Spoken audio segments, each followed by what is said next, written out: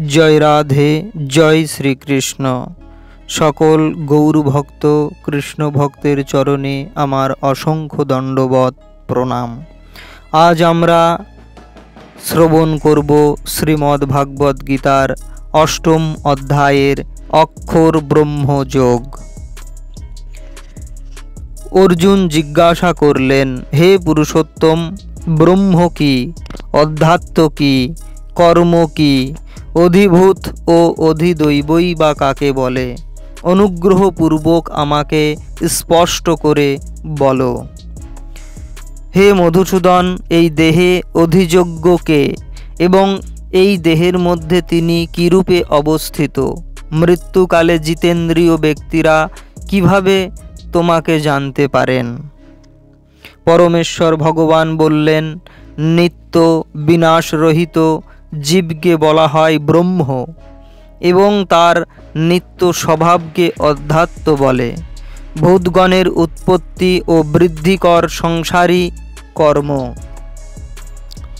হে দেহধারী শ্রেষ্ঠ, নশ্বর জড়া প্রকৃতি অধিভূত, সূর্য চন্দ্র আদি সমস্ত দেবতাদের সমষ্টিরূপ বিরাট পুরুষকে অধিদৈব বলা হয়।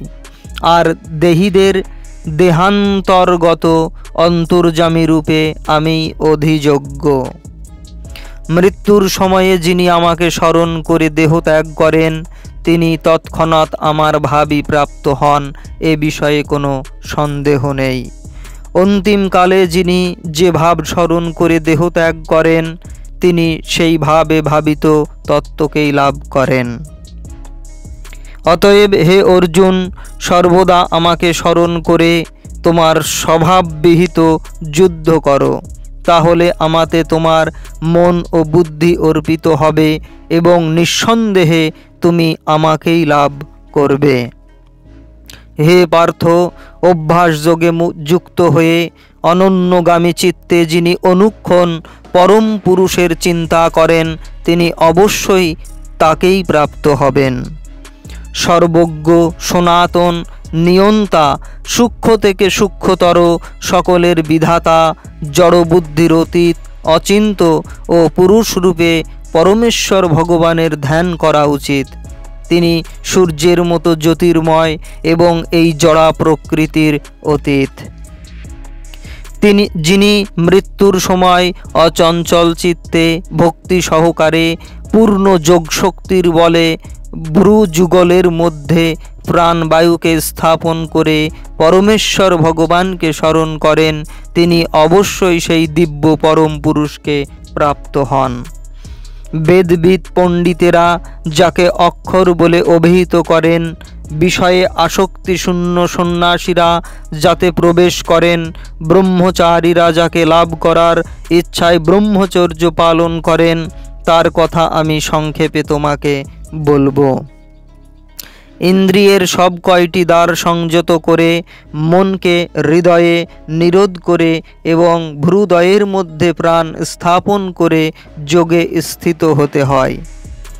যোগাভ্যাসে প্রবৃত্ত হয়ে পবিত্র ওঙ্কার উচ্চারণ করতে করতে কেউ যদি পরমেশ্বর ভগবানকে স্মরণ করে দেহত্যাগ করেন তিনি অবশ্যই পরমাগতি লাভ করবেন।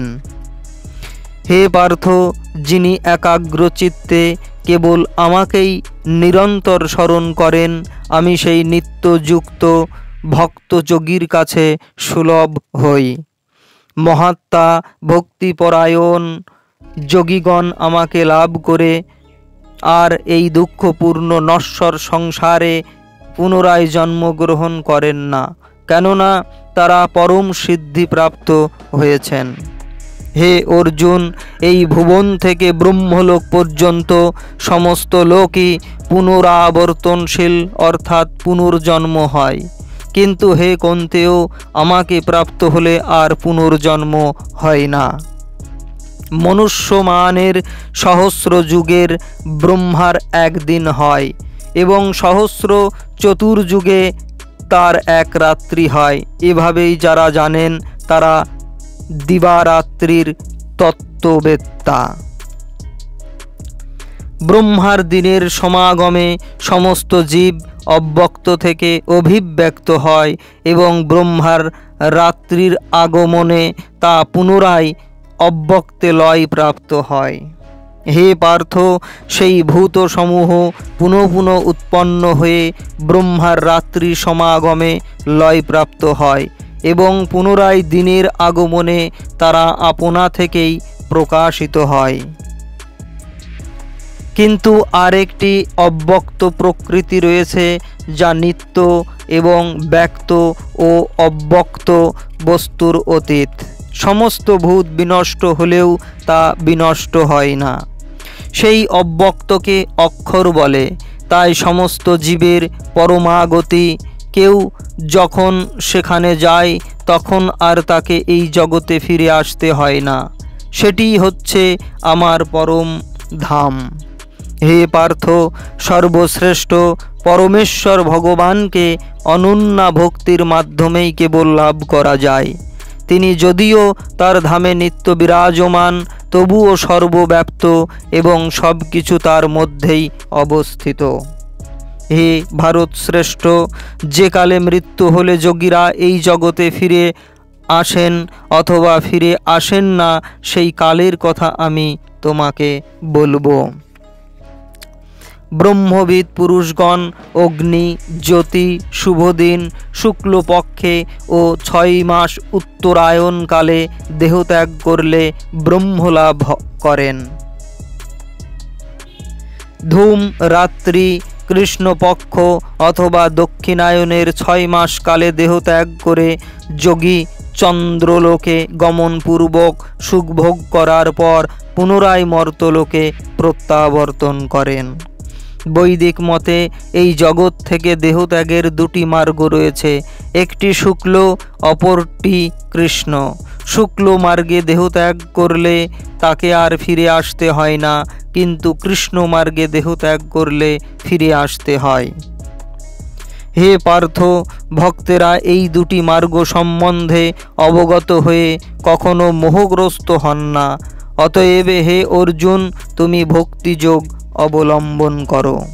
ভক্তিযোগ অবলম্বন করলে তুমি কোনো ফলেই বঞ্চিত হবে না। বেদপাঠ, যজ্ঞ অনুষ্ঠান, তপস্যা, দান আদি যত প্রকার জ্ঞান ও কর্ম আছে, সেই সমুদয়ের যে ফল তা তুমি ভক্তিযোগ দ্বারা লাভ করে আদি ও পরম ধাম প্রাপ্ত হও। ইতি পরম তত্ত্বলাভ বিষয়ক অক্ষর ব্রহ্মযোগ নামক শ্রীমদ্ ভাগবত গীতার 8ম অধ্যায়ের ভক্তি বেদান্ত তাৎপর্য সমাপ্ত।